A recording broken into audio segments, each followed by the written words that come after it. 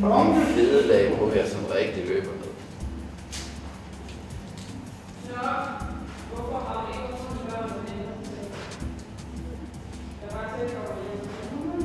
Lak er en fantastisk ting, for det er jo ikke bare noget, du kan bruge til at beskytte med, men det kan blive en hel struktur, ikke? Allerfedest vil det være, hvis man kan få det til at størkne. Det løber desværre lidt smule ud og udjævner sig. Få det med hernede også. Fantastisk.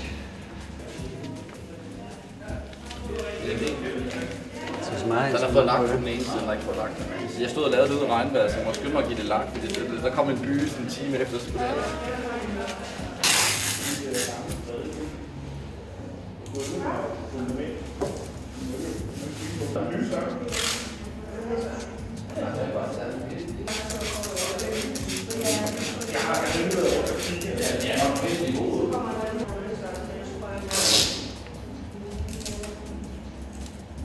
Så farverne kommer ud på den her måde her. Den måde, du lægger lagene på. Ja, det bliver transparent, ikke? Jo. Lag på lag på lag. Men også fordi det ser faktisk ud, for at det kommer indenfra ud, ikke? Jo. Selvom at det ligger ovenpå. Det synes jeg er enormt fedt.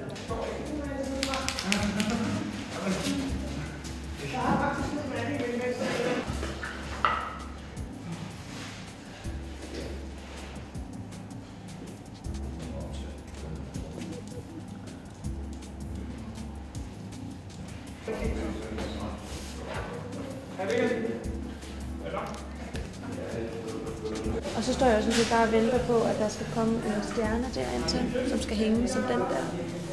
Og at der kommer Swarovski, som jeg kan sætte på stjernen og på toppen. Hvordan med motor? Kommer der motor? Det er det, vi har arbejdet på i 1,5 uge.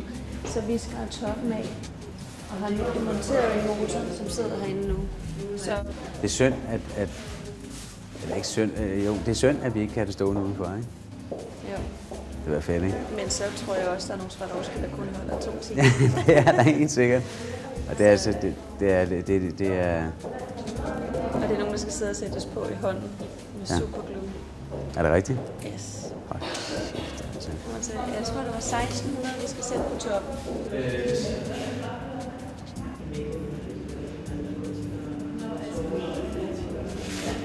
Så kommer en lille joke. Jeg har på latin skrevet, det er menneskeligt at fejle. Jeg har lavet en stavefejl. Så må I se, om folk siger, at man har stavet det forkert, eller om det rent faktisk fanger den i en ende.